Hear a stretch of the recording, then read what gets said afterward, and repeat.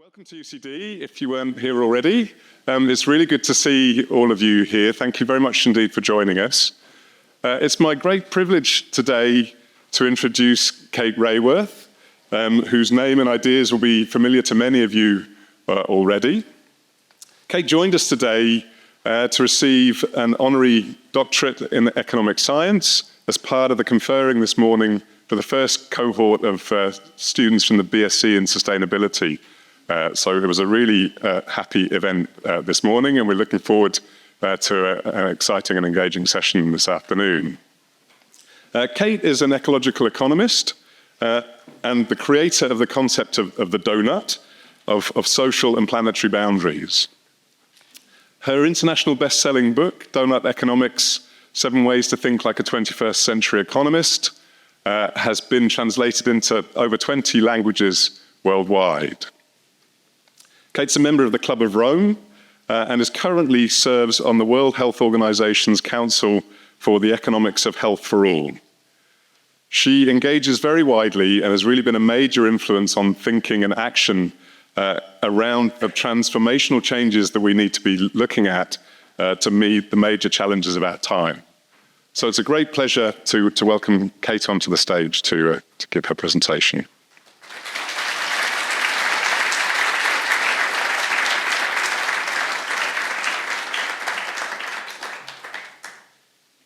Thank you so much, Taz. Thank you. And it's a huge pleasure to be here. I'm really honoured, as Taz just mentioned, by the honorary doctorate that I was given today. And it means a lot to me that it was given as an honorary doctorate in economic sciences. It would be easier for universities to say, oh, that's geography or development studies, but in economic sciences. And I thought that means something to me, that we are recognising that there are many forms of economic thinking, and that it keeps evolving. So I'm really grateful at the university, and it's a huge pleasure to be here, connecting with lots of people around many issues happening here in Ireland. So I'm going to talk about Doughnut Economics, turning radical ideas into transformative action. And I'm going to start with why I'm here. So I'm 53 years old, and I studied economics in the 1990s. I went off to university, wanting to learn this mother tongue of public policy. Wanted to help tackle the issues I'd seen on the TV news as a teenager, a hole in the ozone band, a famine in Ethiopia, the Exxon Valdez spewing oil into Alaska waters. I'd heard of the greenhouse effect on the news. I wanted the tools to help tackle that. But I was frustrated by the frameworks and the concepts that I was taught. And I'm going to summarize for you the essence of them in 3 or 4 diagrams. So let me just take a quick show of hands. Who here has ever studied economics in any form, whether high school or university or, okay, quite a lot, right. So what would you say, what did you remember as the first diagram in the study if you studied economics? Right, so, and that answer is said across the world. And I think it's a significant starting point that the economics, when you go back to the ancient Greek, means economos, the art of household management. And that we start with supply and demand. I think that's a very a normative or even a political starting point. There's a very particular choice that we started with the market. Welcome to the art of household management. Here's the market, we're going to look at the market. And price immediately becomes the metric of concern. So we're looking at price, and the NMC follows quite quickly. Price and the monetary valuation become the central metric. I want to question, why does that have to be? There are many other metrics we have access to that could equally be at the heart of our analysis. And also when we ask, what falls outside the price contract, things get framed as an externality. To me, that's where the problem is, even just a word level of training. If we take a step up and say, okay, show me the big picture of the economy. Show me the biggest picture. Let's pull out and we take the big view. It's a diagram that's known as the circular flow of goods and money. So you have at the top the households and businesses in this essential loop of market trading. Households provide their labor and their savings or their capital. And in return, they get wages and profit. And some of that gets spent on goods and services. And in return, they get products. So that's money and resources going round and round. And you can see there are loops coming off. Yes, some get saved by banks and reinvest. That's not actually how banks work. They create money. But this, when I was a student, this diagram showed it this way. Governments take tax money and spend it in some economies, including the UK. The ones that actually can create money into existence. It doesn't fully work like that. But the point is, this diagram represents the economy that enclosed loop, things going around in that. And it's just really important to me later to realize this doesn't show us the living world. Where are all the materials and matter energy coming from? Where's the waste of pollution going? It doesn't show us the unpaid caring work of parents that get that labor fresh and ready for work. It doesn't show us the commons. So it highlights certain features of the economy, but leaves many others, essential others, invisible. And I think that leads up. But this is the biggest picture we're seeing at the macroeconomy. The portrait of humanity, who are we? Economics famously talks about a character, rationally comic man. And I decided he deserved a portrait because I think pictures are very powerful. So I drew him like this. It would be a man with no pendants. He stands alone, free of others' judgments or beliefs. He's got money in his hand. This is how he interacts with the market. He's got ego in his heart, self-interest, a calculator in his head that's given the attributes to calculate all prices across all time. He's got nature at his feet. He hates work, he loves luxury, he knows the price of everything, and he can never get enough. And the way I'm describing him are actually Wickstead and premises that were put into the character of rational economic man. Everybody knows that that's not how we really are, but it's very convenient for modeling humans to fit into mathematical model. The trouble is, as research like Robert Frank and others have shown, that the more that students learn of this character, rational economic man, from year 1 to year 2 to year 3 of their studies, the more they actually start to value with attributes. The more they say they value competition over collaboration, they value self-interest over altruism and compassion. So who we tell ourselves we are shapes who we become. That's not a question just for economics. These are the responsibilities. Every active discipline tells us who we are, and it is story that tells us who we are. It changes us. We are changed by the models we make of ourselves. And I think if we're going to thrive 8 to 10 billion people on this planet, there's no way we're going to thrive if we keep telling ourselves that's who we are. And what about a goal? I was never actually invited to actually focus and discuss a goal of economics in my studies, but it underlay the models. It underlies politicians' speeches today, and economists provide macro advice to them, and it is a goal in this economic right back. Where I come from here, I come from the UK. The lecture we'd just been through was growth, literally from both sides of the house. Presents to the public as a narrative goal. I don't think this serves us. And I think these ideas are out of date and legally right. So I want to focus in on where's the living world? Where's nature? Where's the environment? And if we want to, I think making things visible matters, right? What we actually see with our eyes influences what's at the heart of our vision and what's left invisible, what's central and what's peripheral. So if I wanted to try and show you the environment here, in this first diagram I showed, well, economists often say, well, think of it as natural capital. So it's one of the kind of capital. Land is land-based capital. It's more than a kind of capital. And I don't think it belongs inside that diagram. And then in this diagram of supply and demand, this sort of shifting curves, a gap between the private cost and the social cost. It shows up as this red wedge of cost, and is known as the environmental externality. It just when I step back there, look at this almost artistically and listen to it almost as a literary framing. I don't believe that we will protect and do justice to the little world within the realm of economics. It's made visible in this way. Now, partly tongue-in-cheek, I want to say, if aliens wanted to take down humanity, they don't even need to land here, and they don't need to come at us with lasers. If they merely convinced us that this was the best way to represent the living world on which we depend, I believe they can leave us to it, and we will do the rest ourselves. So I think we need a different framing. Oh, the aliens are in the room. I think we need a different framing. And I want to start again. I'm going to go back to the words of John Maynard Keynes, one of the most powerful, influential economists of the 20th century. I love this quote from him. Economics is the science of thinking in terms of models, yes, joined to the art of choosing models which are relevant to the contemporary world. He said this in the 1930s. I think if Keynes were alive today, he'd say, people, you need to change the foundational models because your contemporary world is so different from the one of the 20th century. But I'm also going to quote Mr. Fuller, you never change things by fighting the existing reality, by merely critiquing or pushing back against what is. To change something, build a new model that makes the existing model obsolete.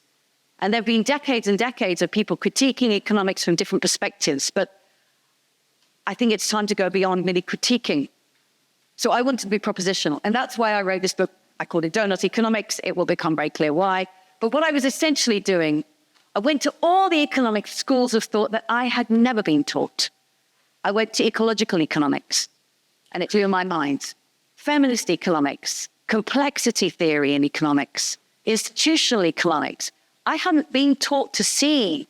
I hadn't even been really told in my degree that there were many, many different schools of thought that would have very different paradigms, different starting points. And when I looked at these, there was so much that became clear to me that I had felt was missing from my education. I wanted to bring them together and make them dance on the same page. What would happen if they actually interacted with each other? And that was really the project I set out with. And I tried here to summarize, since I think pictures are powerful, the old way, what I'm calling 20th century economics, in a set of very iconic, simple diagrams here, and then to be propositional. I think it's not good enough just to be critical, but to say, okay, I propose this alternative. Okay, what can we do with that? What's still not right there? What's not working? Let's move this forward. So this was my project of Doughnut Economics, and I'm going to share some of these concepts here now.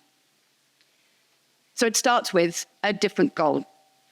I would love to be part of a student group, if I could go back and be a student again, that starts, before we jump into particular economic concepts, saying, what is the goal? If this is economics, the art of household management, let's look at the planetary household and in whose interests are we aiming to manage it?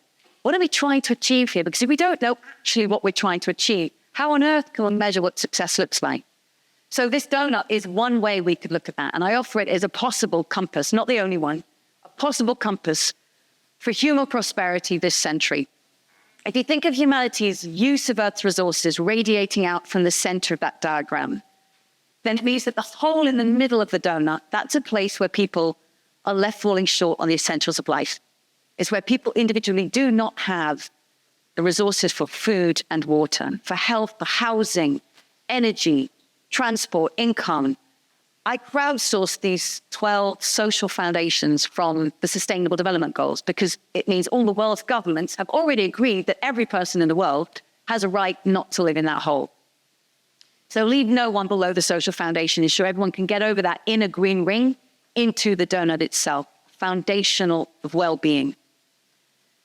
But, and this is a very big 21st century but, we now know that as we collectively put pressure on and use Earth's resources, that we actually risk pushing them beyond critical boundaries, going over this ecological ceiling. And around the outside are these 9 planetary boundaries first drawn up in 2009 by Earth system scientists. They said these are the critical life-supporting systems that collectively make life work on this delicately balanced living planet. They are what provide us with a stable climate, with healthy oceans, fertile soils, with abundant biodiversity, and protect the lives of all other living beings, with recharging fresh water, with a protective ozone layer overhead. That's why life is sustained on this planet. And we'd be crazy to kick ourselves out of that space. But we know that's exactly what we're in the process of doing. So that's the social foundation and the ecological ceiling. And so the place we want to be is in that green donut ring in between. It's an ecologically safe and socially just space for humanity. The minimal conditions for that. In the simplest of terms, meet the needs of all people within the means of the living planet. That's established on day one. And we could, of course, debate about that, but then we're actually talking about it. But if that becomes the goal, then the question is, what kind of economic design, what kind of economic thinking, institutions, market design, what balance of economic provisioning would actually help to bring humanity into this space? And that's what excites me. The challenge here is that, well, then, before I go into the challenge, what amazed me when I first drew this diagram, and it had a lot of traction, how people are moved by a picture, And then I started looking at pictures that had been drawn by many other cultures, indigenous cultures. How had they, for millennia, represented well-being, thriving, health, prosperity? And I was blown away that so many times, across so many different cultures, it was shown in this dynamic circle. From the Taoist yin-yang, the Maori takarangi, the Indian Dharma wheel, the Zen koan, the Turtle Island medicine wheel, the koru, the Celtic double spiral, the Buddhist endless knot. There's something in this representation that other cultures have long, long known, that health and well-being actually lies in a dynamic balance. And the donut is almost a mere imitation or reaching, gesturing towards that. And then when you look at actually the shape of progress that we hear in political speeches, this becomes the outlier, this idea that it's endless growth. And so I now come to think of the donut as providing, is it sort of an adjacent possible or a bridge back towards a bigger worldview that other cultures have long held for those of us raised in a Western mindset? The challenge is, if shape of progress is thriving, that space between, then this shows us that we are profoundly out of balance. All of the red in this picture shows us that there are billions of people falling short on the essentials of life. If I just take here food, for example, this red wedge goes 11% of the way towards the center of the circle, because 11% of people worldwide don't have enough food to eat every day. You want to eliminate that red from the middle so there's no red left, no one falling short. But we have to do that at the same time as recognizing we're already overshooting at least 6 of these 9 planetary boundaries at a global scale. And so we need to eliminate human shortfall while simultaneously coming back within planetary boundaries.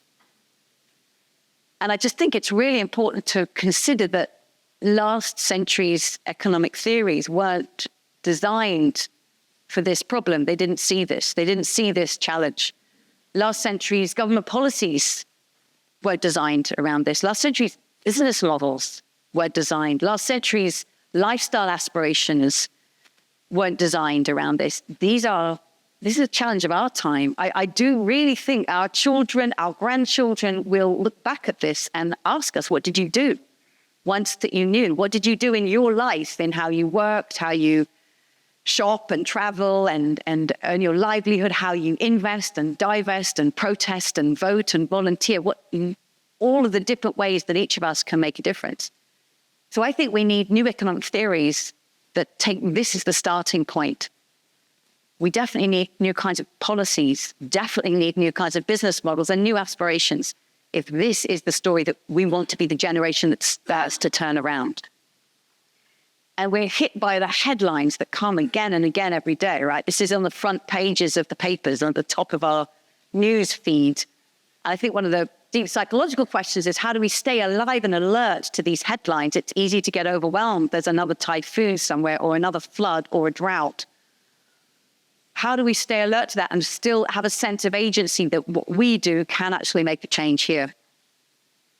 I'm showing you obviously a picture at the global scale, but most change in policy happens far, far closer to home. So colleagues of mine have brilliantly downscaled the donut over 150 countries. And here are just 4 from across the spectrum. So you've got Malawi on around $1,800 per person per year. You can see visually massive human shortfall, a lot of human deprivation, but they're not overshooting their share of planetary boundaries at all.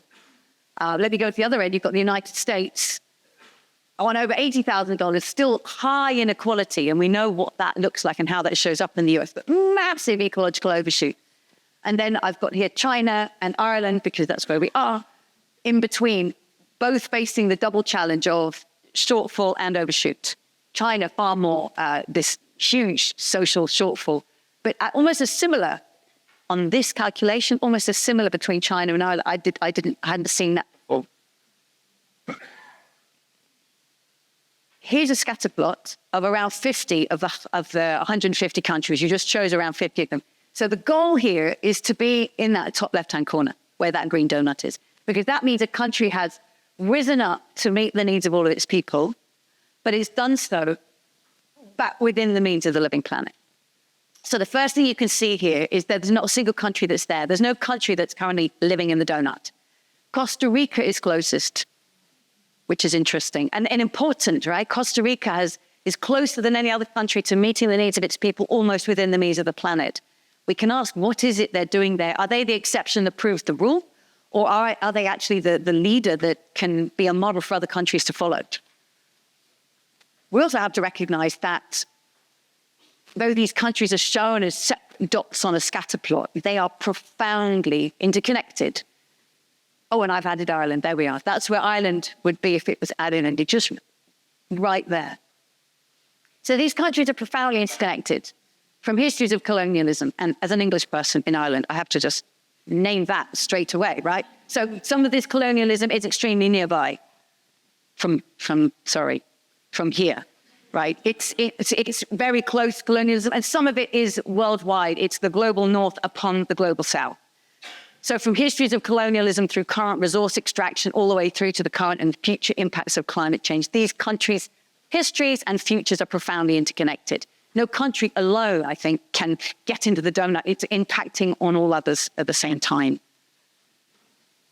So if we think about the history of GDP growth, this is a broad sweep, but growth has generally taken countries in this direction. And of course, if you are a Malawi, a Tanzania on very low income per capita, it's extraordinarily important to see that income growing and see it invested in provisioning health and education and public services, and it can be obviously transformative in people's lives. But the majority of countries, instead of keeping going up and improving human lives within the planetary boundaries, have gone straight past that point. And the additional income in higher income countries tends to get turned into major ecological overshoot. So pursuing GDP growth does not take countries into the donut. It seems to be taking them past it.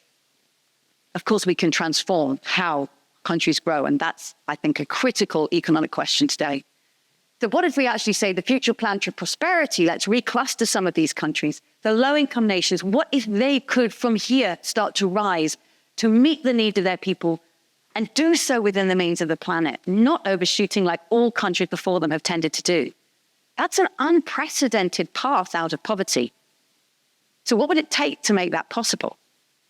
Where are the early signs that some countries might be doing that? To me, this is a fascinating question of economic analysis. Middle-income countries, how can they simultaneously meet people's needs for the first time, already coming back within planetary boundary? Many of these are major middle-income countries that are laying down housing, transport infrastructure, electrification, so making huge infrastructural choices. How can they do that? Again, this is an unprecedented pathway. High-income nations, like yours, like mine, on a massive path to reduce that very visible red overshoot and finally meeting the needs of all of our people, because we surely have the resources to do so. This actually is also an unprecedented path. High-income nations have not got the history, the experience of cutting their carbon and material use at the speed and scale required to come back. Very few countries have been moving along that arrow. And then we need a rebalancing between nations. I'm talking about rebalancing between, is this reparations? Is this a restoration of stolen lands? Is this rebalancing of power and wealth, voice and voting power in international institutions, cancellation of unjust debt? And there's fascinating conversations around what would that rebalancing need to look like to make all of this possible. So for me, this has become like an uber map of the directionality of change we need, a one against which I would look at policies from local to global and ask, is this starting to help us move in that direction or not? What kind of economic thinking would help us move in that direction? That's, again, for me, if I were a student today and I knew that this is the 21st century journey that I want the world to be going on, and I'm part of a nation within this, what kind of mindset would best equip me to actually be able to contribute to that? So I study economics, not with supply and demand, but with this, I call this the embedded economy diagram. I think we need to start with the big picture. On day one, if we've got the compass of the donut, we need a big map. So this just says the economy it's a human construct. We invented it, and we can reinvent it.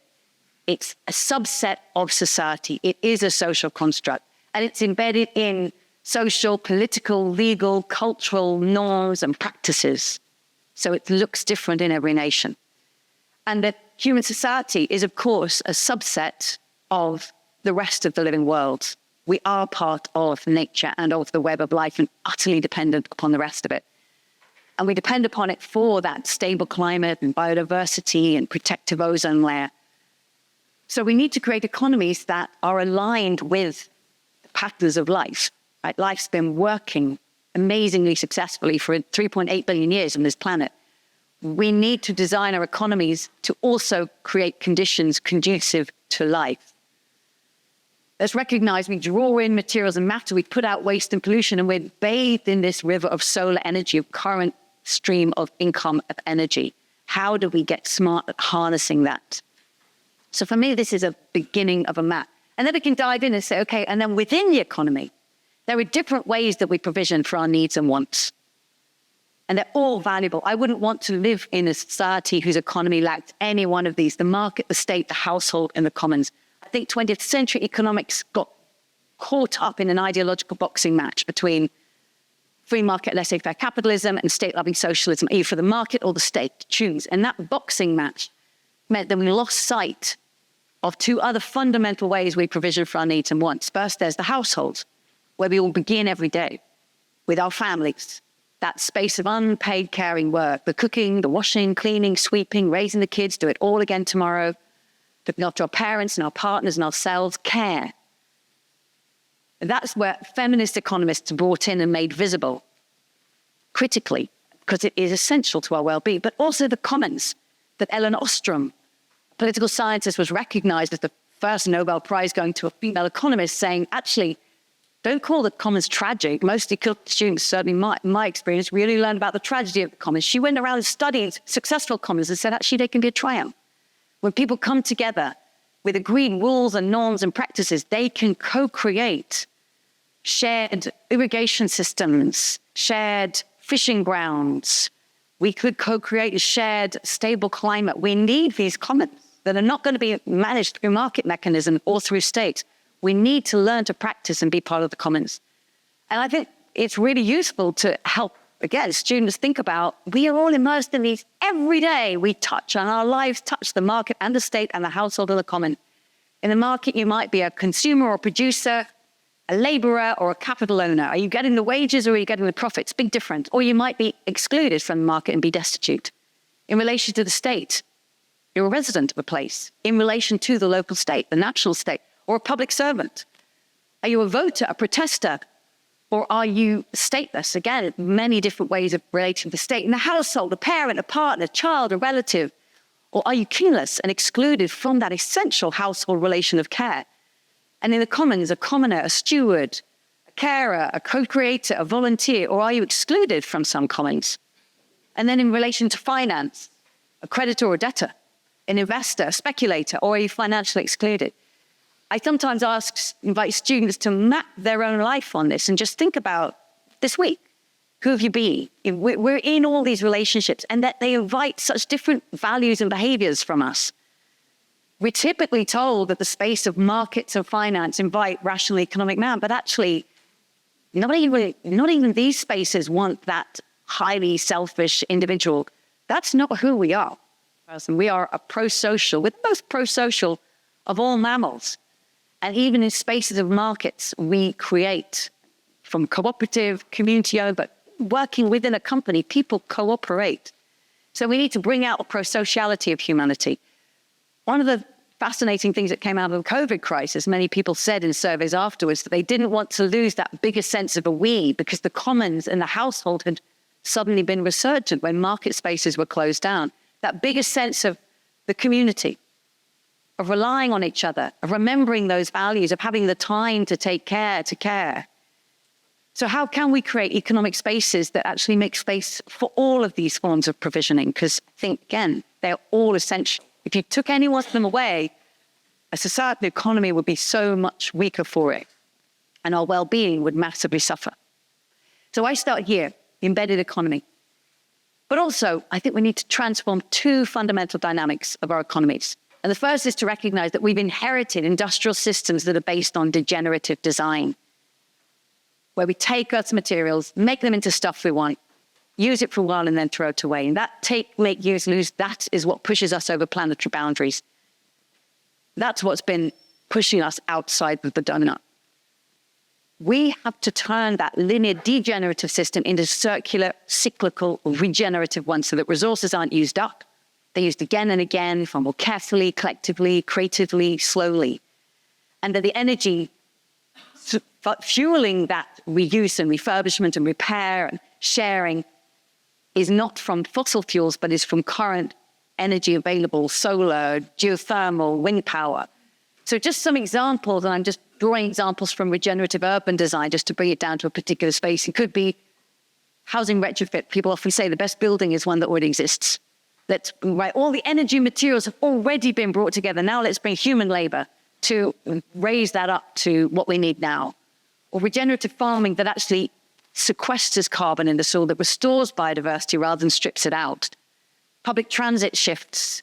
I know I've been down some of the roads here, seeing literally cycle lanes going in at the moment, right? And the city I live in Oxford, it's shifting from car domination to cycle and bus use. And then sponge cities here, Kunming in China, there's in a floodplain. Some cities try to block the water out and can be hit by massive levels of flooding. Here they've said, let's be a sponge city and have wetland areas that will sometimes be a park and sometimes be flooded. So we actually become a city nestled in the natural systems of which we're a part.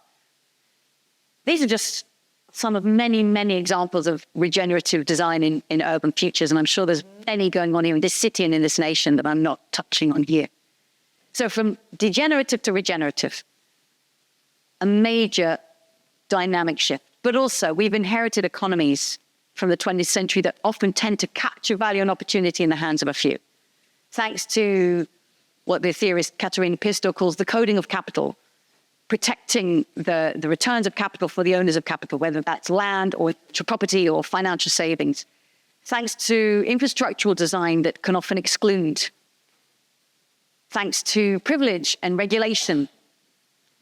Over the last decade, the number of billionaires in the world has doubled from 1,000 billionaires to 2,000 billionaires. And so we see this widening gap and this rise of a 1%, supercharged by the COVID crisis. But we also see it happening in many national societies. There's no way we can live together in the donut in such an extraordinary, unequal world as the one we have today. So we need to move from economies that tend towards divisive dynamics towards ones that actually bring about distributive dynamics. Share value and opportunity far more equitably with all who co-create it, whether that's through the returns of enterprise shaped by its ownership, whether that's through who owns the land and how is housing owned? Is it made accessible to all or used as a financial asset? Through the design of many utilities, we can change the dynamics. It's not easy, but we can change the dynamics to more distributive patterns. So again, going back to urban futures, the city of Vienna, one of the most elegant cities in Europe, actually the majority of people live in what's known as social housing. It's central, it's normal, it's affordable, it's high quality, because the city 100 years ago decided that housing is not a luxury asset for owners of wealth to get a return on an investment. It's a human right. And so they own the housing as a city asset or owned by city-run cooperatives. So it was a decision to make sure that it was distributed by design, access to that city's housing. Community energy, whether it's in Oxfordshire or anywhere in the world, the distributed design and the decentralizing design of solar energies, you can literally put a panel on the roof of your house. We don't have to rely on multinational companies to assemble the capital needed for oil and gas and pipelines. You can run your own energy company as a house, a school, a community, a hospital. Community wealth building in Preston, one of the cities in the UK that said, how do we spend our budget locally? How do we use anchor institutions here to distribute that value locally and bring about a rich local web of enterprises rather than letting multinationals draw that profit out?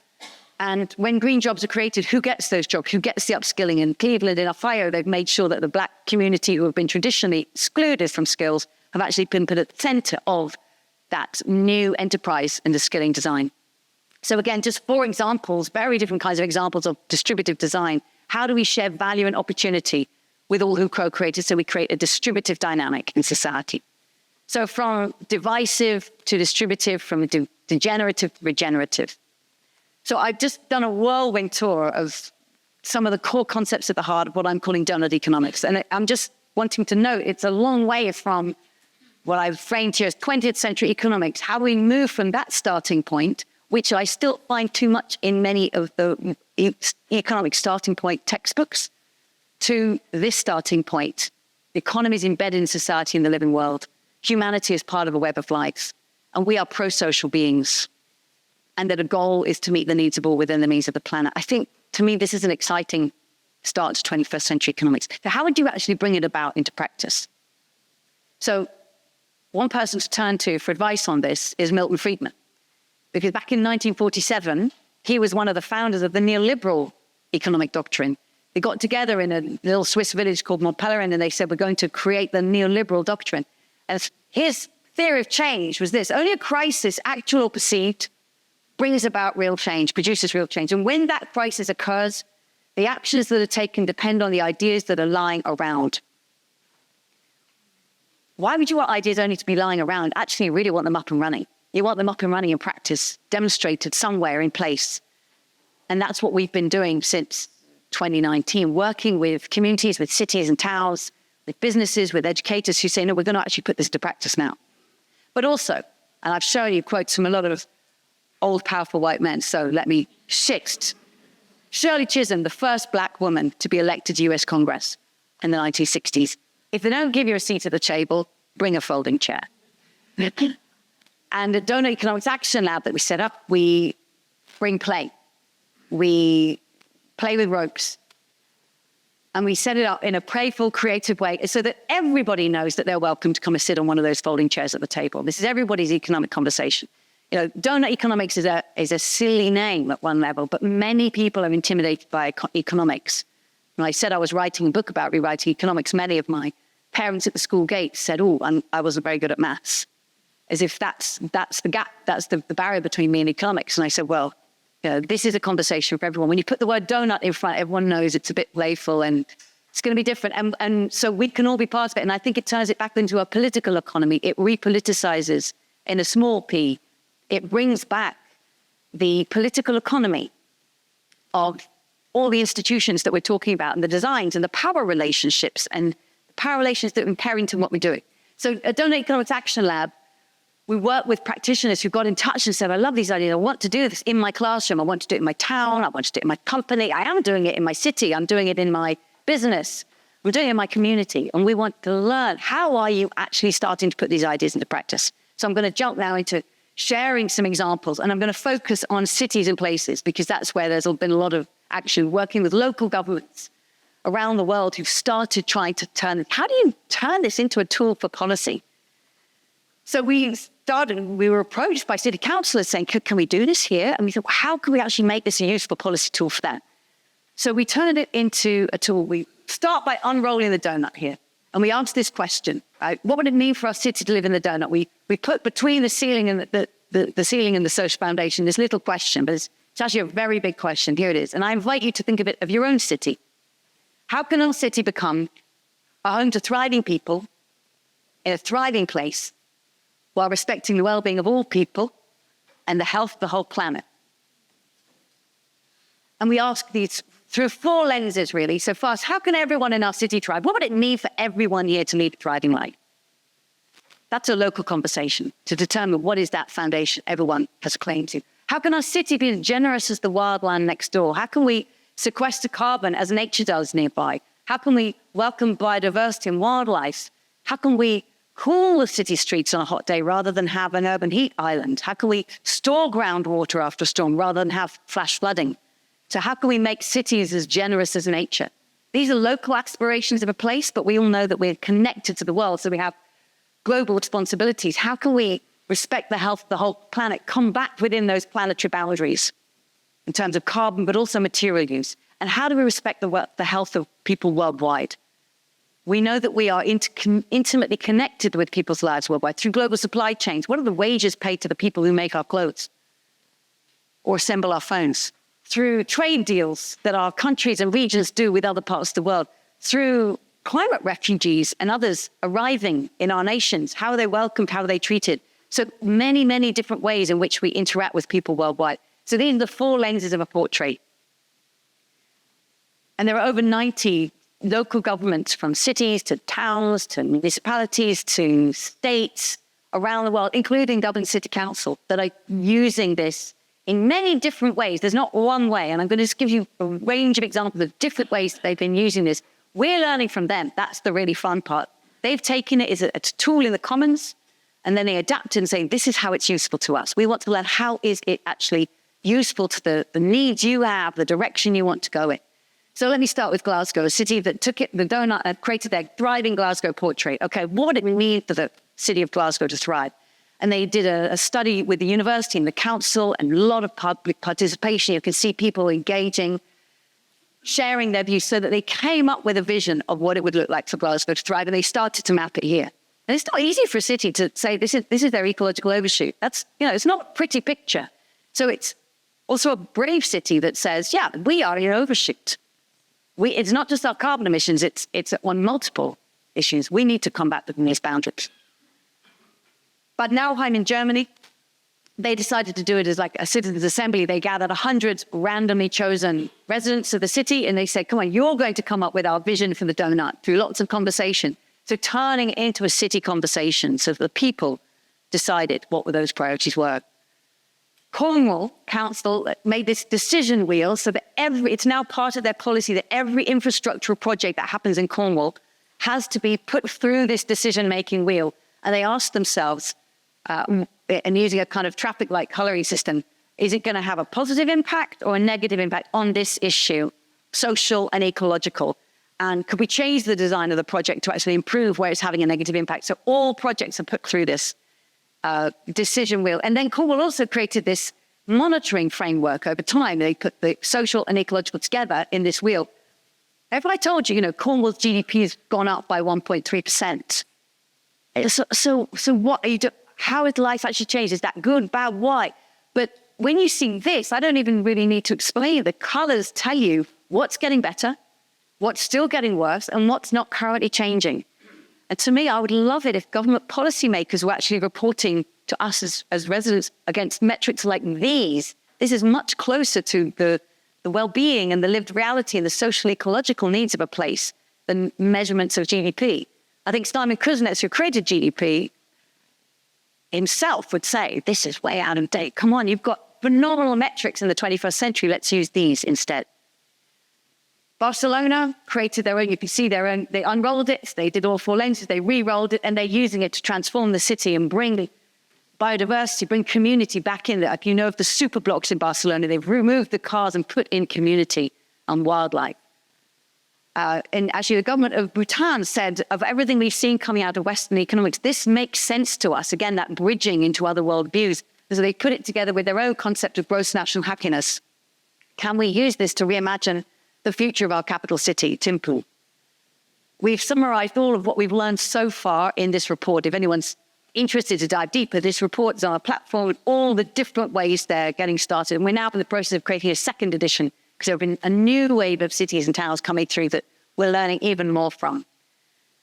Last thing I want to share, what really deeply shapes the future we pursue, whether we get pushed back into this degenerative, divisive future or go forward into a regenerative and distributive one. I think it's actually the design of our organizations, of our institutions. Again, 5 design traits, the purpose of the organization. Its networks of relationship and how it holds those relations with its employees, its customers, its suppliers, its residents, its allies, how it's governed, who's in the room when decisions get made, the metrics of governance, how it's owned, and ultimately how it's financed. And again, finance being an incredibly powerful human construct. We designed this finance, but it's very often in conflict with the purpose of an institution. And we work with companies, with cities, with many different kinds of organizations saying, look at your own deep design. What do we need to stop, let go of, and leave behind? And what do we need to start, spread, or amplify?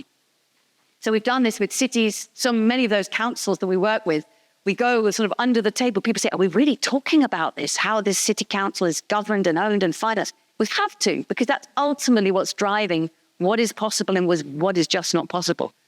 But we also have done this with companies. Many companies say, oh, hi, we love the donut. Yes, we make this wonderful product. We say, well, rather than talk about the design of your product, we want to talk about the design of your company, because that will ultimately determine what it can be and do in the world, whether it's ultimately governed and owned and financed to deliver returns to the shareholders against quarterly reporting, or whether it's actually governed and owned and financed to drive its purpose, a deep change of the design of business. And then there have been so many community groups that have formed around the donut. Again, you can see the diversity of them just even in the diversity of their logos. And here's Iden, the Irish Doughnut Economics Network, which is, I'm so delighted so many people here in the room from Iden. And I've been having wonderful conversations hosted by Iden here. Communities, this one in Birmingham, just doing wonderful street level work. Can we retrofit a street, take it right down to the level of housing? And you can see the creativity with which they are engaging people who've never imagined themselves in an economic conversation. This is your conversation in your community. And there's just an amazing playfulness at the community level of saying, this is economics, and we can talk about it in a way that makes everybody feel they're welcome into this conversation. So let me wrap up there and say, lastly, teaching resources. We're putting out resources in primary schools, but also slides and resources for any lecturers and universities. I want to integrate some of this into my teaching. Here are all the slides. We're putting them in the comments. Take what's useful, mix it with what you're already doing. Here are some readings to make it feasible for people to start teaching these aspects so that it comes into the degrees, economics and many, many other degrees. This is what I've been working on and loving working on. Recently, we'll be launching it in October. So let me stop and say, if any of this sounds of interest, you can find all the tools and resources I've talked about on our platform, doughuteconomics.org. It's all in the commons. We invite people to browse, to join. We share it freely. We ask only reciprocity. Please share back what you learn or how you adapt it, because that's how we together make these ideas go further and turn ideas into action. I'll stop here and just say thank you so much for listening to this. I'm really looking forward to the conversations. Thank you very much.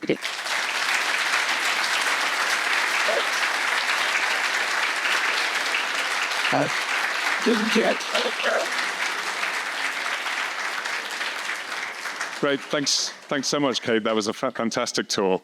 I'm going to hand over straight away now to Professor Lisa Ryan to chair our panel discussion, which will include the opportunity for questions from the audience. So hold fire for a little while there. While the panel is assembling, I'll just say a few words about Lisa, who is a professor in energy economics in the UCD School of Economics and the UCD Energy Institute. She's the director of UCD's BSc in Sustainability. And her research is in clean energy technology, energy markets, climate change economics and related policy.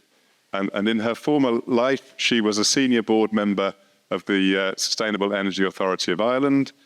She was a member of the International Energy Agency in Paris and a policy analyst in the public sector and indeed with Volkswagen AG in Germany. So well equipped to chair this discussion. So, okay, thanks so much, Taz.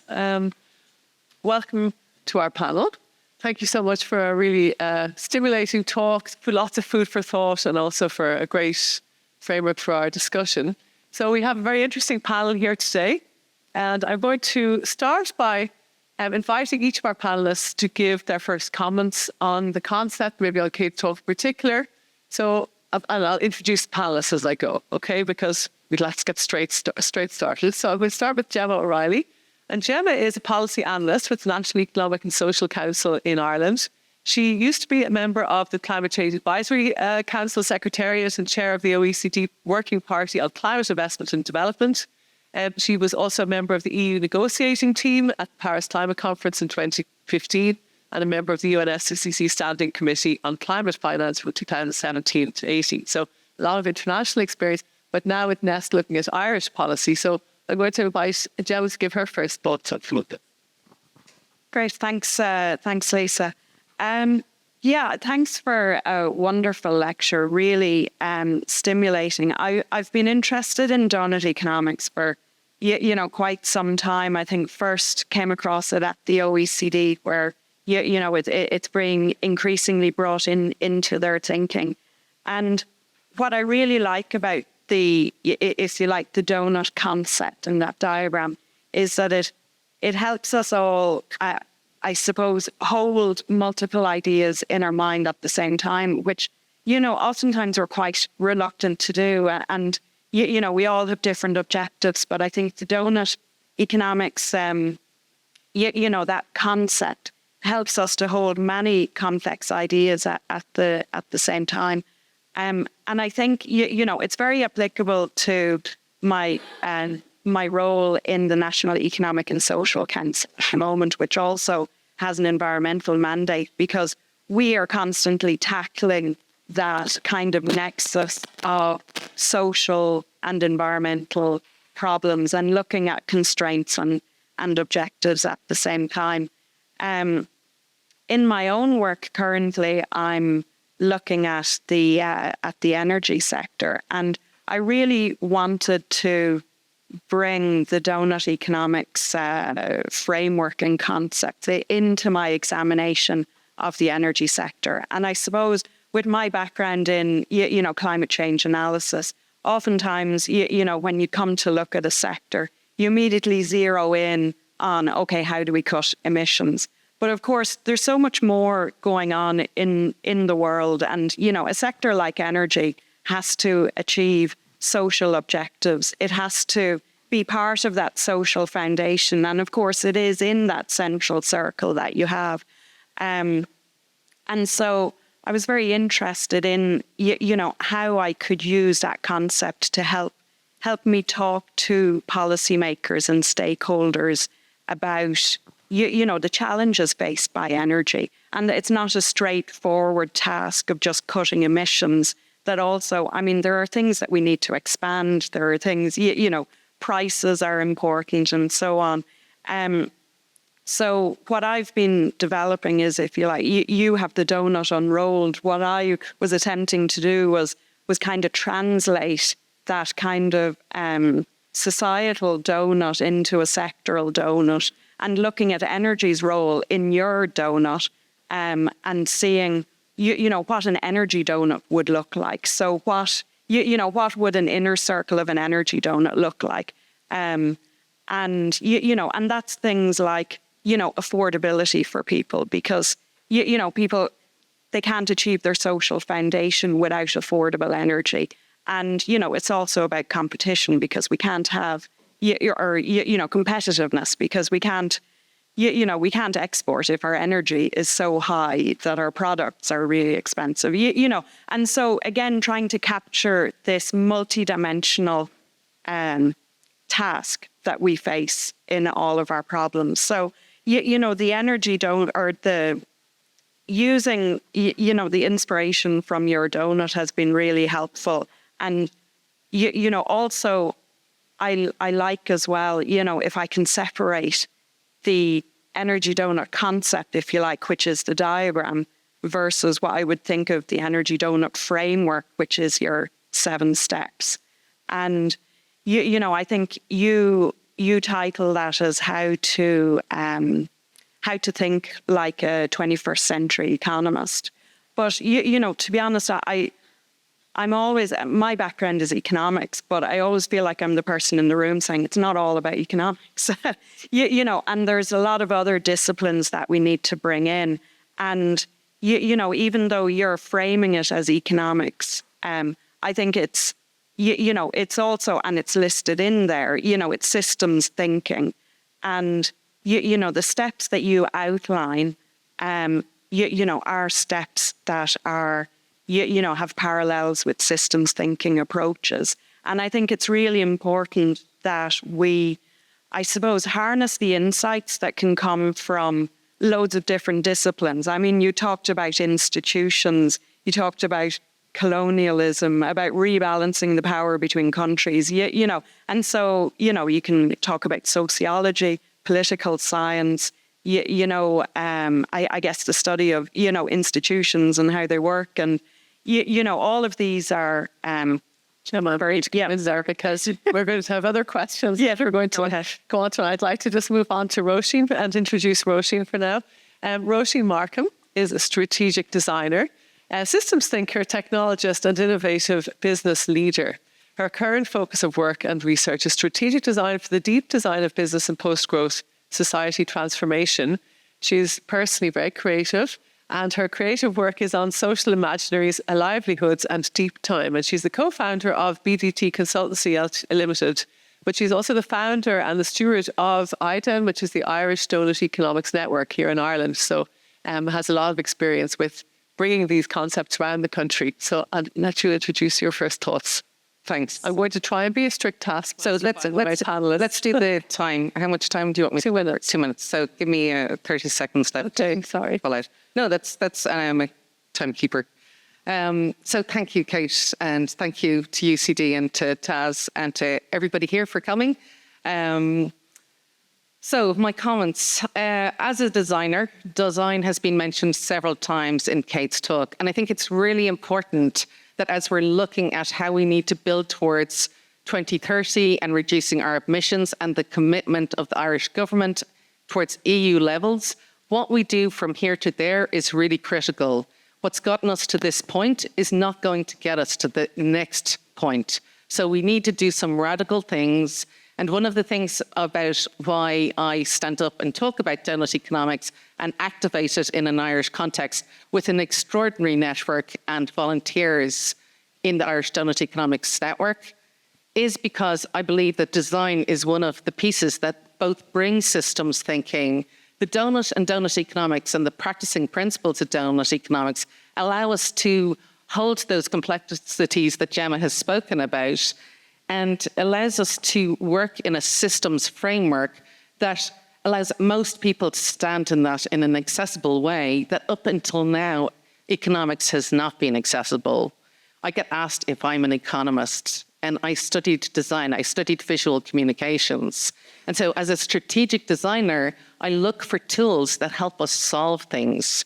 I talk about how we move through both the planetary boundaries and our social foundation, but I work with businesses and organizations and communities. And IDEN, in terms of the role of IDEN, we try and support communities and other types of organizations about how this can be a living conversation and how we can use Doughnut Economics and step into it and activate it to solve our societal problems. So for me, 30 seconds, yeah, thank you. Keeping on track. So I think that I want to just state the value of design is often underrepresented. Our design principles, as of last year, they're putting them fundamentally into building better public services. And for me, that's a really critical decision that our government have said. Design is a key point, but also we need to hold them to account about how that gets delivered in. So not an extractive design process, one that supports us towards a better society where all beings and our natural spaces can also thrive. And I really believe that Doughnut Economics can allow us to open up these spaces.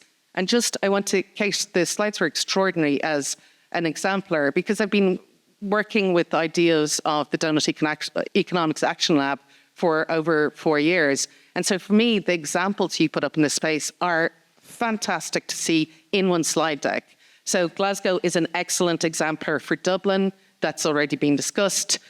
We know Dublin City, they carry the Glasgow donut in a folder, bringing it in and out of meetings. We don't see that, but this is the work, this is deep work that's going on that we're not aware about. That Kate's being in Dublin, being here in UCD today, has managed to make some of that visible. And so part of the work ongoing is to build the networks and resource. Thank you. Thanks very much, Roisin. And we'll move on to our third panellist, who is Professor Paul Walsh, one of our academics from UCD. He's currently, though, on secondment to the UN, where he's the Vice President of Education and Director of the SDG Academy at the UN Sustainable Development Solutions Network, SDSN. Normally, in his day job, he was full professor in the School of Politics, so International Development Studies, and is director of the UCD Masters in Sustainable Development, which is in partnership with the SDG Academy, and he's president of the Statistical and Social Inquiry Society of Ireland. So your thoughts, briefly, please. So very grateful for your talk today and for your presence. Yeah, just random thoughts. When I was I did quite a bit of work, as you did, on the Human Development Index and the MDG project, right? And what I felt about that is that it actually had very good micro foundations from Amartya Sen index. And even the empirical work by economists I'm talking about was actually quite interesting in the disconnect between, the means to the ends and just looking at social indicators, mapping them to GDP, of course, and then realizing that there was a disconnect. And a lot of the blame was mainly it's a crisis of politics and values, maybe more than, that was the reason for that to happen. And even my PhD thesis was looking at a game theoretic framework about the interaction of product and labor markets. And it was kind of a new Keynesian type of tradition, but it was very much looking at societal outcomes, as the goal rather than the income that was generated to achieve that, right? So of course, when coming into the SDG project, the Doughnut framework, the SDGs, the ESG framework, even SDSN's dashboards, or whatever, they're all very interoperable, of course. But I just want to say, I'm getting 30 seconds yet. No, I think Rothstrom said a very, when you were presenting there, particularly one of your first graphs, I remembered this little World Bank book I read in the 80s, I think Limits to Growth, I think was quite a famous book. But I think, these degrowthers, what actually came out from Rothstrom a few weeks ago was actually, if we're allowing runaway climate change and we allow the degree of inequality across the world, all the young people, 1 in 3 can actually understand, a paragraph in their own language, right? This is going to be your degrowth. You will not have any more economic growth if you have runaway, that sort of structural inequality, and don't build yourselves social foundations, or don't stay within your planetary boundaries, right? So, and fixing them is actually your best way to grow and to be prosperous, right? And it's a different, and it's a good way to think. The good news, I guess, is that in the work we're doing with the World Bank, there is a thing called a C3A project. Sounds funny. But it's basically about building capacity in finance ministries for fiscal policy and central banks for monetary policy to actually incorporate, let's say, these more societal and environmental issues into the kind of mainstream, those kind of mainstream instruments of finance and monetary policy, right? And there is no doubt a lot of modeling and the requirements of data, which are not really there. But I guess my last thoughts are when your framework has been very much used in county council-led governments, in corporates, even with their ESG. You see it in kind of households, communities, right? And I just kind of wonder about, let's call it mainstream economics, so I'm an economist by training, is that I kind of feel that economics has got a little bit partial equilibrium, excellent environmental economics, excellent industrial economics, excellent labor economics, excellent political economy. But the intersection of these areas is not particularly there. And one worrying feature, and then I'll finish, is partnering, the idea of bringing something to the partnerships. In other words, outreaching to government or community or to the corporate. I know we do that a bit, right? But to be honest, our focus is getting 5 publications in Elsevier Science journals, again, citations. Our focus is not to help community or government or corporates do the job, right? And I think that's a problem. And I can think back to the society I run back to the 50s, where how did you show, like Friedman, how did you show you were the big gun? How did you show that your theories were the right theories, right? It's because they were being used in practice, because they were having impact, right? And I think it's a very serious problem that when I look across people who are having academic impact in this kind of ranking sense, I don't see their stuff being applied in the real world. I don't understand where their impact is, So Okay. yeah. Thank you very much, Paul. The problem with having a really good panel is that everybody is really interesting and has a lot to say. But let's move on. So that they were all really welcome comments. And so the idea is now that I give them one more chance to answer a question or two, and then we will open it up for your questions as well. Okay. So I think what I'm going to do is now move to Kate and ask Kate first question because, well, we've all been talking here.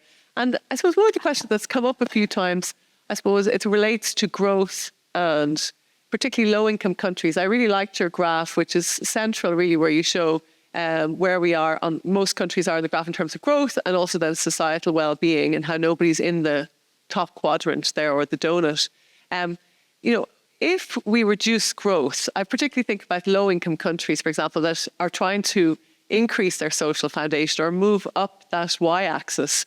If we reduce growth, then necessarily, I suppose, we mean then we're going to have to redistribute from richer countries, or where should the resources come, financial resources, if you will, to help them move up up the social foundation ladder?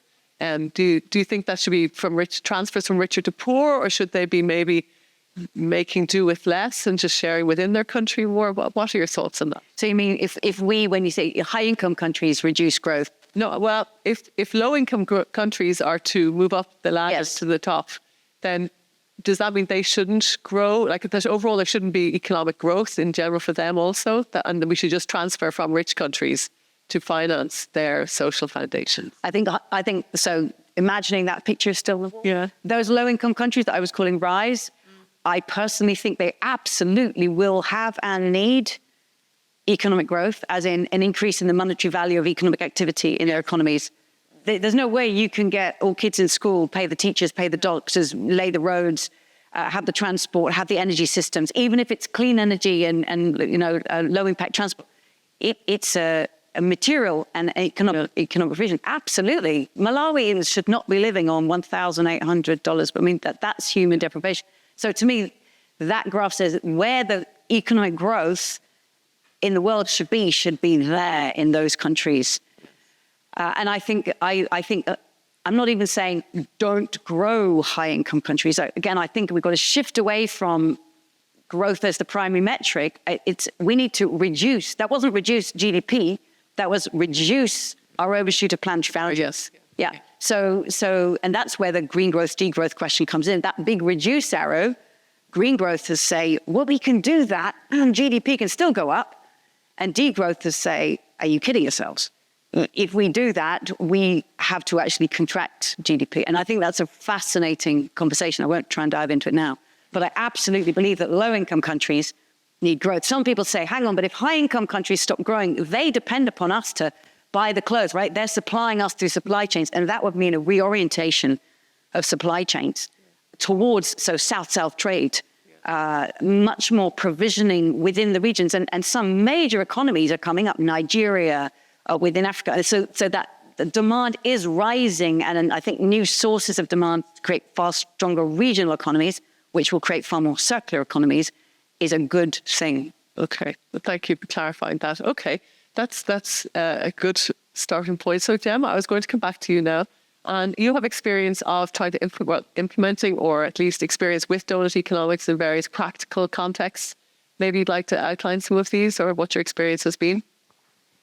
Yeah, well, I suppose my journey with Doughnut Economics is current. And and so I'm developing this approach, and I actually have to give a shout out to somebody in the audience, Anna Neary, who was an intern with me, a UCD intern, who was helping me on this journey in terms of, I suppose, incorporating that donut concept into a sectoral analysis, and so that and into a sectoral analysis, but also a systems analysis of energy. And so that starting point of creating an energy donut and looking at what energy needs to do in order to fulfill its role in the social foundation. We came up with a list of, I mentioned a few: affordability, competitiveness, and so on. And then, what we do is, we were just looking at the big picture of, how is, government policy currently outlined? How is it mapping onto these different objectives?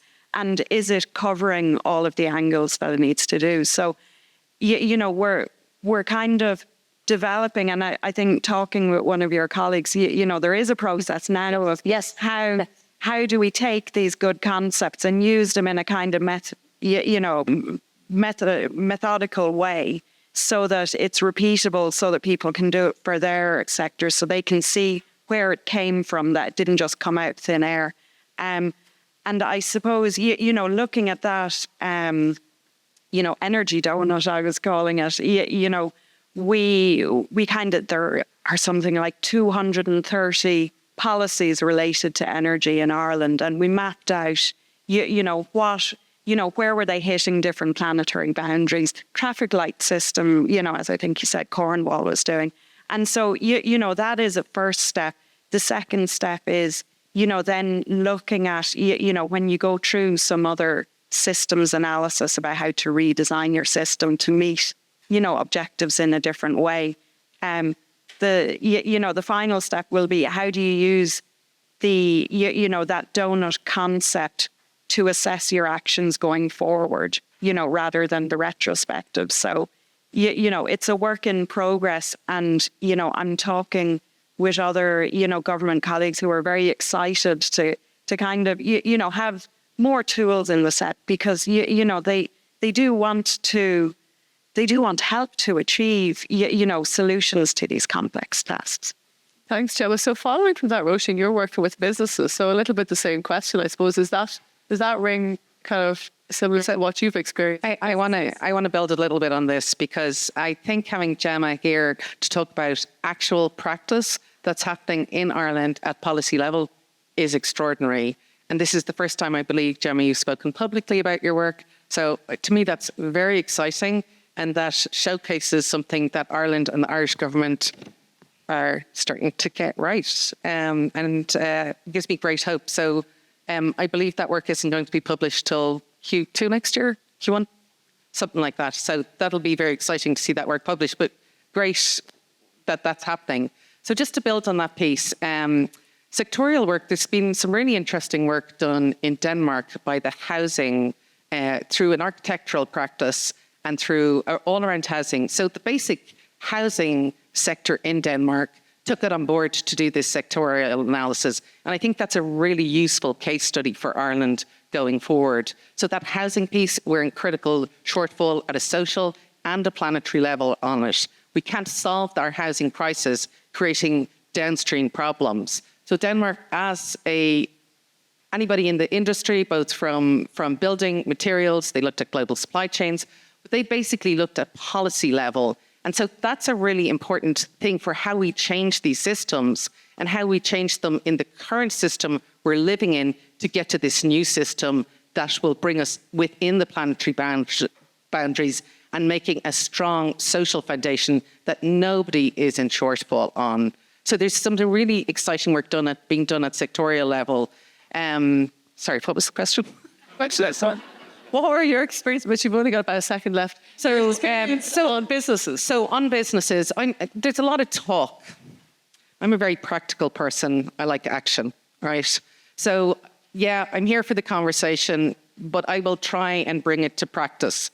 So for me, it's fantastic that businesses are now engaging. I'm in conversations with startups that have just gone through sustainability programs and want to redesign their new businesses within the donut. So that's very exciting.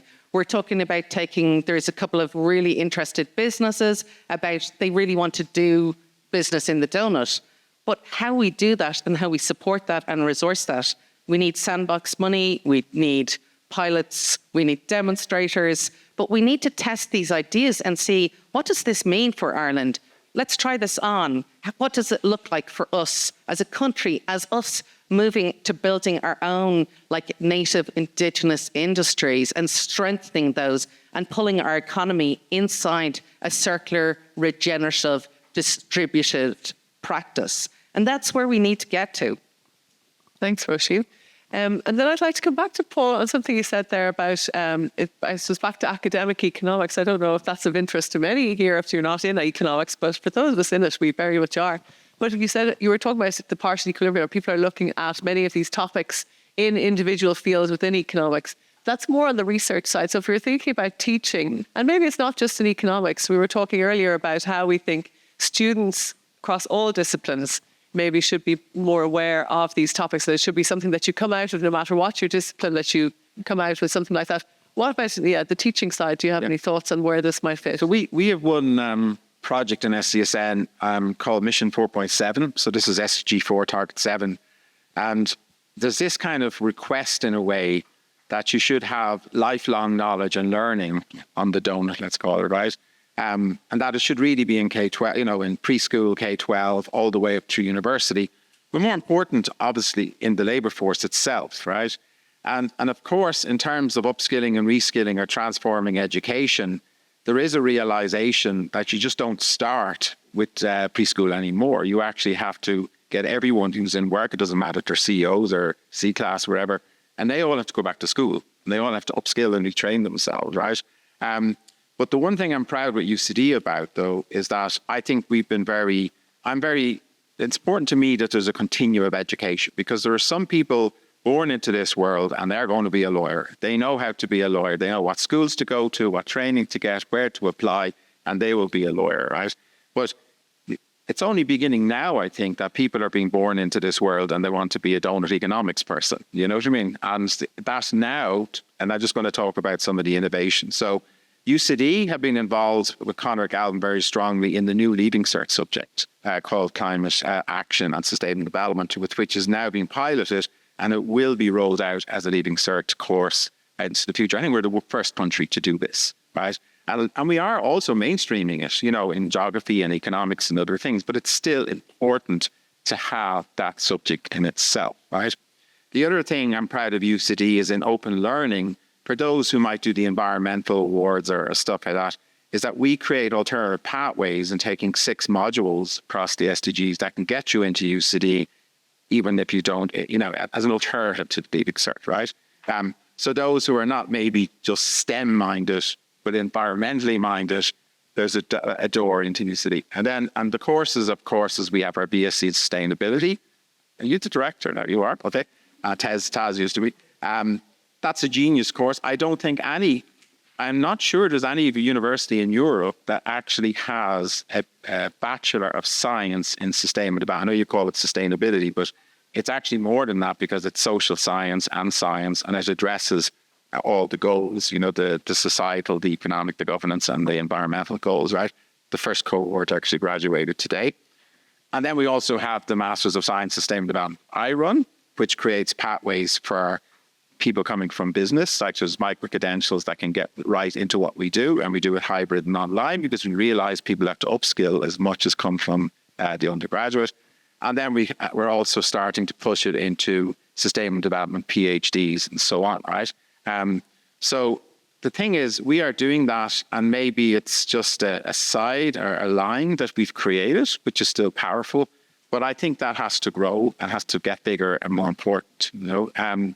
And the idea of working a little closer with community and with government and with corporates is important to me, right? But not where we go out and do their work as interns, right? What I'm talking about is having them part of co-creating the ideas, where academics are in the lead and we are understanding how to create solutions with them and have them in the classroom, have them in our co-supervision of projects and so on. So you kind of make academia more central to actually a creator or a kind of a driver of the partnership, if you like, of those who would actually get us to the goal of the donut, because actually it's a long, long goal. That's what the donut is in. Okay, well, that's a pretty positive story. Of course, we can do a lot more, but we're starting at least. Kate, I know I'm going to go back to your comments, but I think I might open it to the audience first, and then we'll come back to you to comments maybe after that, because I think there's probably plenty of questions here. And so there's a roving mic. So here we have a first question. I'm going to take 2 questions or 3 initially, and then they can be for anyone in the panel or just Kate, whichever you like. So I'll take 1 and then 2. Yeah, thank you. Thank you, everybody, for their inputs, but especially Kate. My name is Michael McCarthy-Flynn. I'm with Oxfam Ireland, and my question is, many of the national, EU and global systems in which we operate aren't enabling, they're disabling systems in terms of the vision that you've put out today. And unfortunately, often Ireland acts as a disabler rather than an enabler.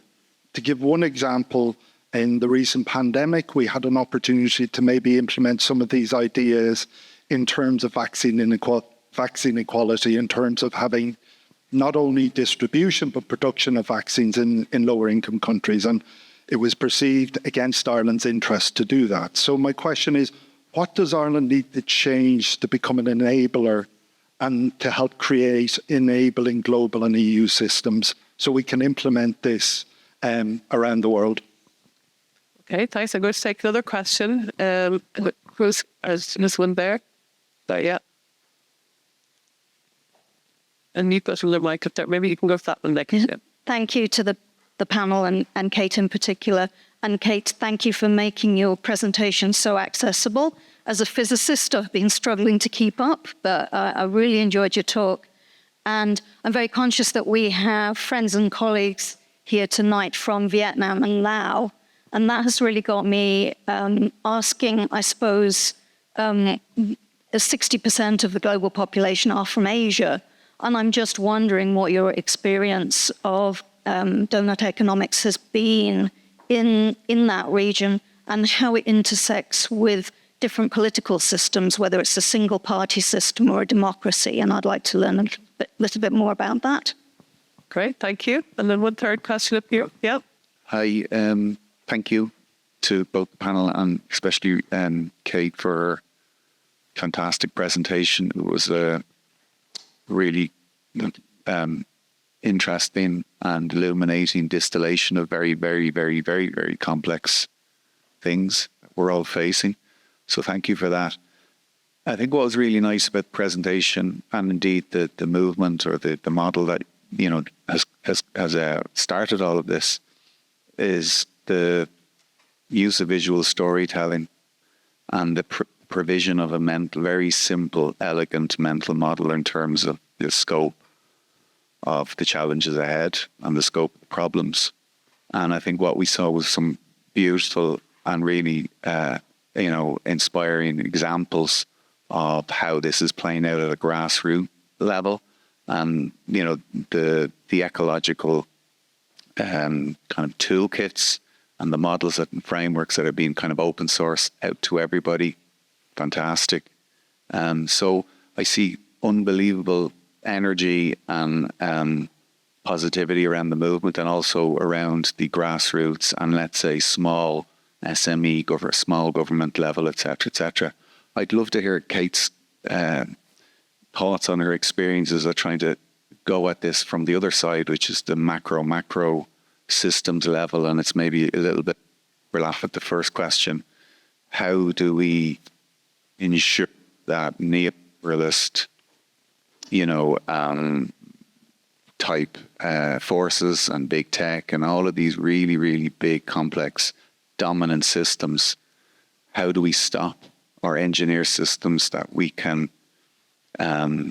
prevent and, let's say, reassert the common good, as I would call it? I mean, the donut in this instance. How has your experience, Kate, been going at it from the other side? So government leaders, various international forums. Thank you. That's very interesting. So there are 3 questions there. So we'll come back to you, and if after the debate pause, but maybe not everybody, come back here, and then we'll do one more round. So very small questions here. Yeah, like solve the world. Whee! Can I jump in with the question about, thank you, about Asia, Vietnam, Laos colleagues, hello. And so what's been the engagement with people and places in Asia? Just to very quickly mention some. So I showed the government of Bhutan was engaging with the concept. That's been really fascinating working with them. There's a city in Malaysia called Ipoh that says, we want to be the first city in Asia to get into the donut. And there's an amazing health physician called Jamila Pabood, actually. She led the vaccine initiative in Malaysia. She's the second most trusted person in Malaysia, I think second most to their champion squash player. But then and so she's driving this. And it's amazing, actually, when this work brings people out of disciplines, right? I mean, I wrote about economics because that's where it came from. But you find yourself working alongside architects and health professionals. We're rising above these disciplinary boundaries and meeting at a paradigm level change. And that's so fascinating and fun. In China, there's amazing community groups using it. In fact, one of the first academic studies using the donut downscaled it to Lake Erhai in China, and they did a watershed. The Philippines, professors and universities have got their students working with it, and in Indonesia. So there's a lot of different initiatives. When you saw the map, it's obvious from that map, there's a lot clustered around Europe. And I think that is partly one, because I'm speaking in English language. It came out first in English language. It was picked up first by the city of Amsterdam. And peers inspire adjacent peers, right? So Amsterdam inspires Barcelona, Brussels, Copenhagen. But it's starting to move out. And I know that now it's in Ipoh. Jamila took it to Ipoh. And now she says there's other cities in Malaysia, and we want to do that. So slowly, and let's go faster. But things spread.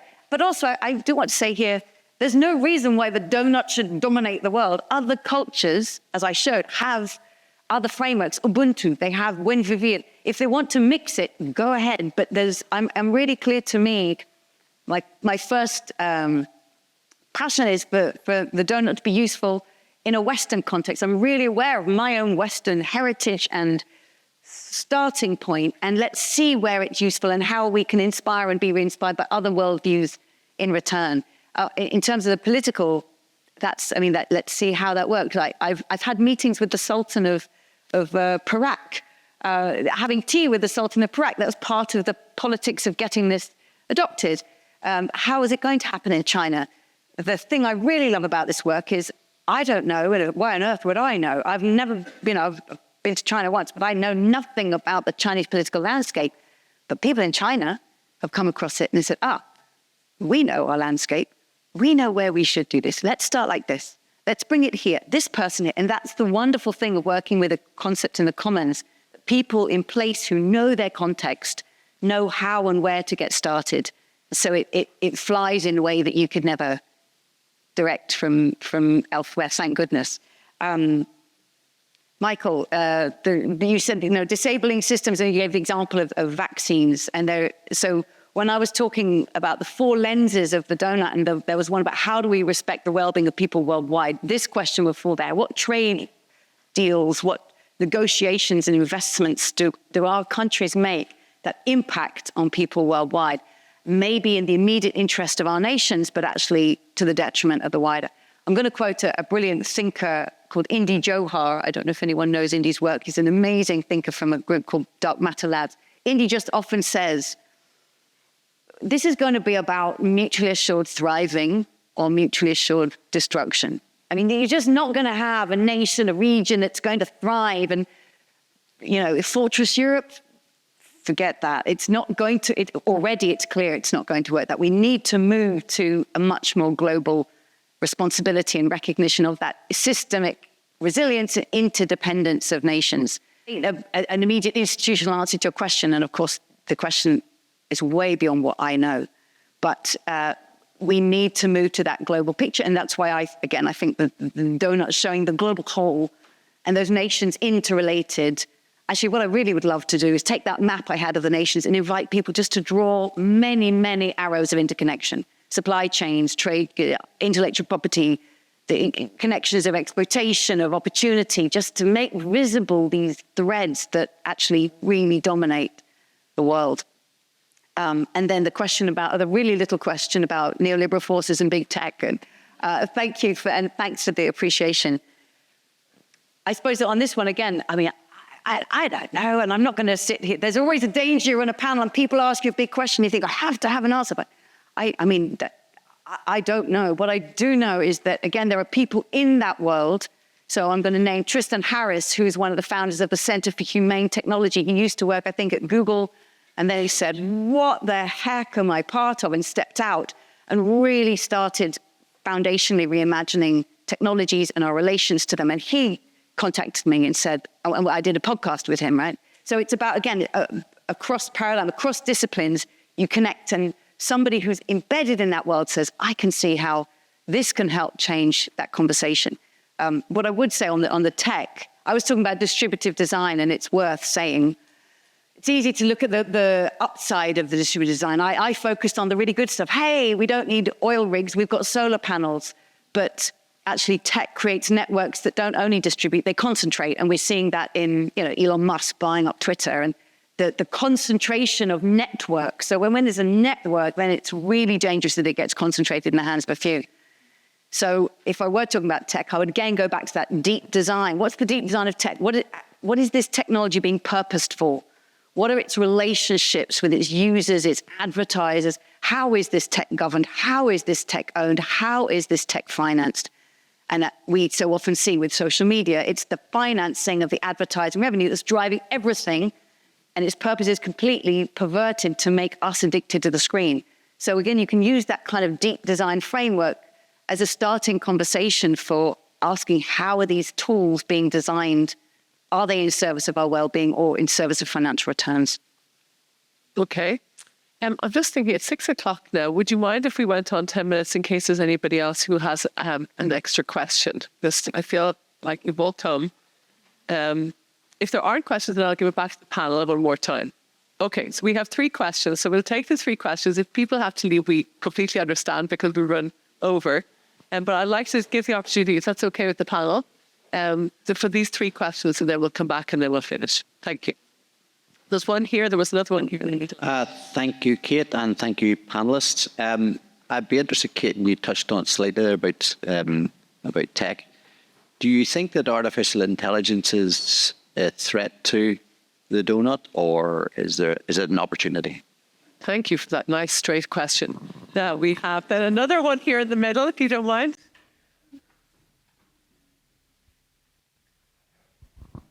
Thank you. I had a question about what lessons could be learned from how ESG has been used in finance. I guess maybe the failings of that, arguably, or positive things, and what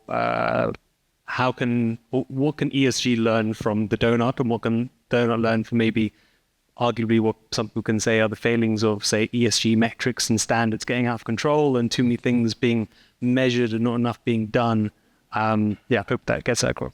Thank you. And then the final question is here. I've got one here. It kind of relates to that. So my question is around, for people in business practically trying to apply these principles and trying to bring it into mainstream economics and investment decisions and appraisals and outputs and outcomes and all that good fun stuff. Obviously on the environmental side, you've got things to help. So you've got carbon pricing and you've got, your GHG life cycle assessments, etc. So you can kind of convert it into something that's understood mainstream by the CFO. On the biodiversity side, obviously you could work towards biodiversity net gain and agree on how you're going to measure that and try to put something construct around it.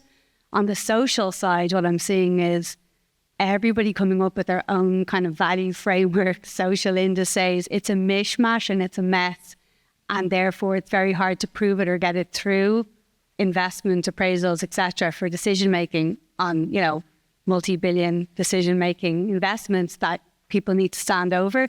And I know there's a lot of talk around natural capital, etc., but there really isn't any massive progress in that space around, financials for the non-financials, like social values that we can all agree on to help measure that real wealth, that human wealth, as opposed to the traditional GDP that people just fall back to. So, sorry.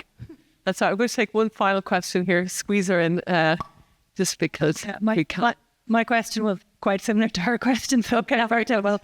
But it was just more maybe specific to marketing. I mean, you mentioned marketing, and obviously that's very expensive, and we are hugely influenced by marketing and advertisement. But who would fund the kind of, marketing essentially for creating this vision for this more holistic world?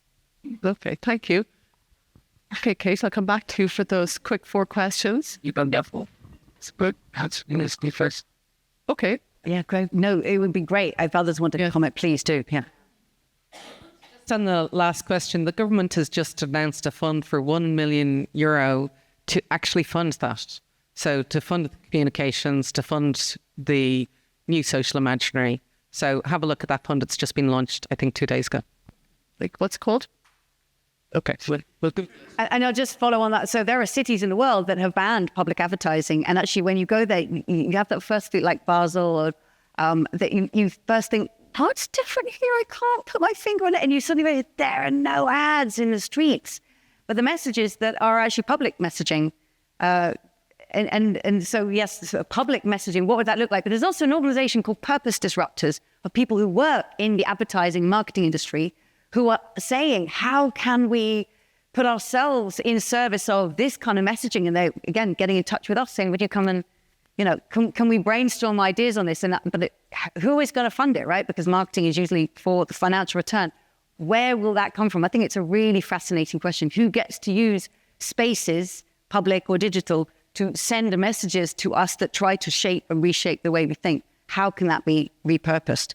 On the ESG question, so lots of questions there around the design of business. Again, as I emphasize, when we engage with companies, and I really like this question that came up, but you said, there's a danger that we focus too much on getting measure.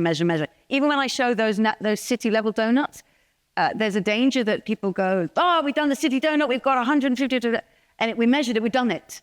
When actually, that can take a huge amount of energy, but actually it's a starting point. And I really like Gemma's point. You said, I don't just want to do the donut, I want to do the framework, the 7 ways. I'm like, yes, this is exactly it. It's a starting point, but don't use up all your resources in getting exact measurement. It's almost safe and comforting to focus on measuring things rather than transforming systems. So we always point to that deeper purpose, networks, governance, ownership planners, have that conversation underneath. But with the business, we have a tool in our team. I have a fantastic colleague, Erinch Sahan. He used to be the CEO of the World Fair Trade Organization. He worked for Procter & Gamble. I worked with him at Oxfam for many years. He's worked across the spectrum of business influence. He's created a tool. It's called Doughnut Design for Business. He's got videos. The tool's there. People can use it in their company, in their teaching. So I'd really encourage you to take a look at that. I think ESG is being captured as there's too much greenwash around it. What we see is where social environmental pressures meet financial pressures, guess which one gives, right? And we talk to people inside companies and they say things like, I'm asked to design a line of regenerative clothing, but I'm expected to deliver 15% returns from the get-go. I mean, it's just impossible. The financial pressures constrain actually what creative designers, we can't make these textiles. We could make things differently, but the financial parameters are stopping us from going there. So we need to change the designer company. And also, did you want to go down? Yes. No? I'll go on the last one. On the little question of AI, just throw it out there. I'm going to give a short response on this. Again, I think it's how it's designed and what is the service of the deep design. But 2 things. AI is clearly using so much energy, and we can get so caught up at the user end of like, wow, it does this, it does that. This great energy machine behind it has to be made visible. And then more at a profound level and cognitively, I personally worry that the rise of digital and AI is going to draw our attention to digital networks, and our children and specialize in mastering digital networks, actually at a time when we profoundly also need to turn our attention to and learn and understand the web of life and pay attention to that network. And I worry that we will lose our touch with the biological networks of life, which we're just beginning to understand, and it's profoundly exciting to understand how trees talk to each other, how the signals pass through life. So to make sure we focus as much on living systems as on digital systems. Okay, thanks. Paul, would you like to come in? Yeah, I'm going to ask you to the last quick comments. On the AI thing, I mean, either it's going to accelerate our destruction or it's a great opportunity to get to your goal of the donut, right? But today, people weren't here today, obviously, but in the graduation where you got your honorary doctorate, there was about 10 doctorate students, right? And they were all machine learning, AI, et cetera, right? Yeah. So the question I would have asked to them is, who are you going to work for? Yeah. Right? So you're going to work for government, right? Because in the Summit of the Future, there's a Digital Global Compact, which to me has been lobbied heavily by the private sector. That they've convinced governments that, no, you couldn't do AI, you couldn't have a digital platform, there's no way you couldn't own digital assets or applications in your education and health system. You've got to give that to Google, really. I mean, you could regulate us. Yeah, we'll bribe you out of it. You can regulate us. But so my point there is, though, and there are people who are building digital twins of oceans, and sometimes we can't see carbon, we can't see what we're doing in the oceans. So those who actually build those digital twins and set the goals And then when there's interventions, real interventions, and then we can see the progress that we're making. So I actually think the digital transformation actually can do a lot for nature, for society, and for good governance. The problem is are they going to work? Okay, thanks. That's a profound thought. Okay, Roisin, last comment? Just my experience of digital transformation is it's not about tech. It's about the culture. And it's about the values and what's important to us. Yes, very good. Tell me you last post is not about digital or AI. Yeah, well, I won't. I would actually return to the earlier question about what can Ireland do to be an enabler in the international sphere. And in one sense, I could say more of the same. And I'll explain that by, I think Ireland is already playing a very positive role internationally in terms of having a partnership approach with developing countries and participating internationally, like we see on the panel here. And I think that's extremely important. Ireland has also supported the voice of developing countries in different negotiations. That's also extremely important for rebalancing power dynamics and so on. I think applying more systems thinking to what Ireland thinks about how the world should change would be interesting, because I think institutional change is really important to rebalance between countries. We touched on finance earlier. There are international agreements where we do have to we're obliged to give finance to other countries, but there's actually a whole world of institutional structures that actually need to evolve to reflect, a more equal world, and to also support the best use of those finance flows. More systems thinking in that international sphere, and, Ireland being assertive in, I guess, highlighting that dimension. Thanks, Gemma. Okay, well, I think we're going to wrap up here, even though so many of these topics merit workshops on their own. I've certainly really benefited from this discussion and from Kate's presentation. I've also read the book, and I find there's lots of interesting thoughts in there, and I'd encourage us all, we're all in different areas. It's so broad and encompassing. We're talking about the whole world at the end of the day, that in a way this is about many different areas, and each of us in our own spheres of influence, in a way, can only do what we can do and go out and multiply, I suppose. I think it sometimes can be quite stressful thinking of it in the broad, big picture. It feels like we're too small to do anything, but we are all working in our own areas. And I guess it's about systems change starting at grassroots in many ways, but also bringing it up and trying to influence the bigger institutions and the private sector as well. So I think this has been great for me personally, but I hope also for UCD. I think overall, and we think that thanks Taz, I think for instigating both the honorary doctorate and bringing Kate here to UCD. So thank you very much, Taz, for that.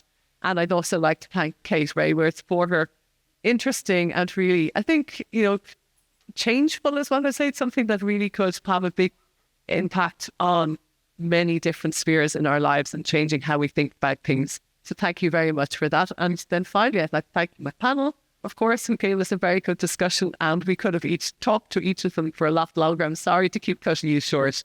And then thank you all, audience. Have a great evening, and we'll see you again for more discussions. Good night.